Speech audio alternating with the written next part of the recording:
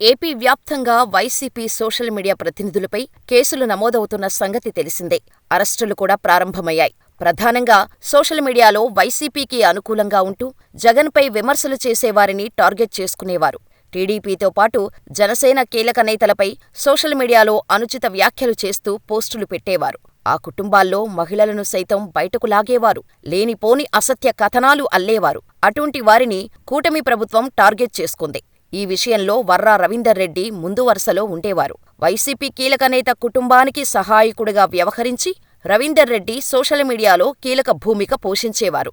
అనుచిత వ్యాఖ్యలతో ప్రత్యర్థులపై విరుచుకుపడేవారు. జుగుప్సాకరమైన పదజాలాలతో సభ్య సమాజం తలదించుకునేలా పోస్టులు పెట్టేవారు.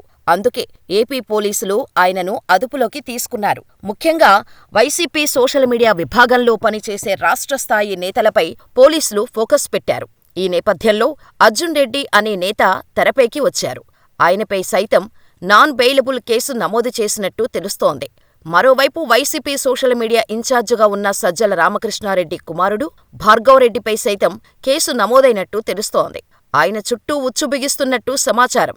కడప జిల్లా పులివెందుల నియోజకవర్గం సింహాద్రిపురం మండలానికి చెందిన హరి అనే వ్యక్తి ఇచ్చిన ఫిర్యాదు మేరకు భార్గవరెడ్డితో పాటు ఆ ఇద్దరిపై కేసు నమోదు చేశారు పోలీసులు. వర్రా రవీందర్ రెడ్డి, అర్జున్ రెడ్డి, సజ్జల భార్గవరెడ్డిపై ఎస్సీ, ఎస్టీ కేసు నమోదు చేసినట్టు పులివెందుల పోలీసులు తెలిపారు. సింహాద్రిపురం మండలానికి చెందిన హరి అనే వ్యక్తి దళితుడు.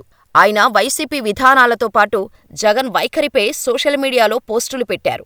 దీనిపై వర్రా రవీందర్ రెడ్డితో పాటు అర్జున్ రెడ్డి తనను కులం పేరుతో దూషించారంటూ హరి పోలీసులకు ఫిర్యాదు చేశారు. దీంతో సోషల్ మీడియా ఇన్ఛార్జిగా ఉన్న భార్గవరెడ్డితో పాటు ఆ ఇద్దరిపై పోలీసులు కేసు నమోదు చేశారు. ఇప్పటికే రవీందర్ రెడ్డిని పోలీసులు అదుపులోకి తీసుకున్నారు. అటు అర్జున్ రెడ్డిని అరెస్ట్ చేసేందుకు పోలీసులు ప్రయత్నాలు చేస్తున్నట్టు సమాచారం.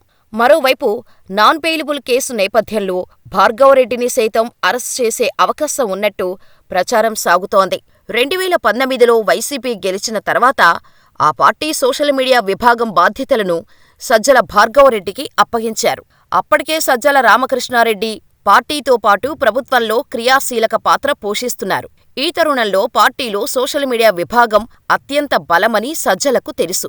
అందుకే ఆ విభాగం బాధ్యతలను తన కుమారుడికి ఇప్పించుకున్నారు. అయితే గత 5 ఏళ్లలో వైసీపీ అధికారంలో ఉండటంతో ఆ పార్టీ సోషల్ మీడియా విభాగం రెచ్చిపోయి వ్యవహరించింది. ముఖ్యంగా జగన్ను వ్యతిరేకించే వారితో పాటు టీడీపీ, జనసేన శ్రేణులను సైతం టార్గెట్ చేసుకుంది. చివరకు టీడీపీ నేతల కుటుంబ సభ్యులను విడిచిపెట్టలేదు. తన కుటుంబం సైతం బాధితులుగా మిగిలారని పవన్ స్వయంగా మంత్రివర్గ సమావేశంలోనే చెప్పుకొచ్చారు. అయితే వైసీపీ సోషల్ మీడియా ఇన్ఛార్జిగా ఉన్న భార్గవరెడ్డి ప్రోద్బలంతోనే ప్రతినిధులు పోస్టులు పెట్టారని పోలీసులు అనుమానిస్తున్నారు. ఏకంగా ఓ దళిత యువకుడు ఫిర్యాదుతో భార్గవరెడ్డిని అరెస్ట్ చేసే అవకాశం కనిపిస్తోంది. మరి ఏం జరుగుతుందో చూడాలి. అయితే వైసీపీ బలం, బలహీనత సోషల్ మీడియా. అది లేకుంటే ఫ్యాన్ పార్టీ మనుగడ ఉండదన్నది కొందరి నేతల మాట. రీసెంటుగా జరుగుతున్న పరిణామాలే ఇందుకు ఉదాహరణ.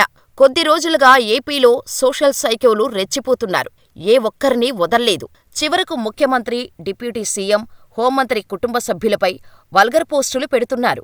దీనిపై ఇంటా బయటా దుమారం రేగటంతో కూటమి సర్కార్ అటువైపు ఫోకస్ చేసింది. సోషల్ సైకోలు రెచ్చిపోవటం వెనుక సజ్జల భార్గవరెడ్డి ఉన్నాడన్నది పోలీసుల అనుమానం. దీనిపై కూపీలాగుతున్నారు. లేటెస్టుగా కడప జిల్లా పులివెందులలో సజ్జల భార్గవరెడ్డిపై ఎస్టీ, ఎస్సీ కేసు నమోదైంది. సింహాద్రిపురం మండలానికి చెందిన హరి అనే దళిత వ్యక్తి పోలీసులకు ఫిర్యాదు చేశాడు. తనను కులం పేరుతో దూషించారంటూ బాధితుడు అందులో ప్రస్తావించాడు. వర్రా రవీంద్రారెడ్డి, సజ్జల భార్గవరెడ్డి, అర్జున్ రెడ్డిల పేర్లను ప్రస్తావించాడు. బాధితుడి ఫిర్యాదుతో ఆ ముగ్గురిపై పులివెందుల పోలీస్ స్టేషన్లో ఎస్టీ, ఎస్సీ కేసు నమోదైంది. నాన్ బెయిలబుల్ సెక్షన్ల కిందట కేసు రిజిస్టర్ చేశారు.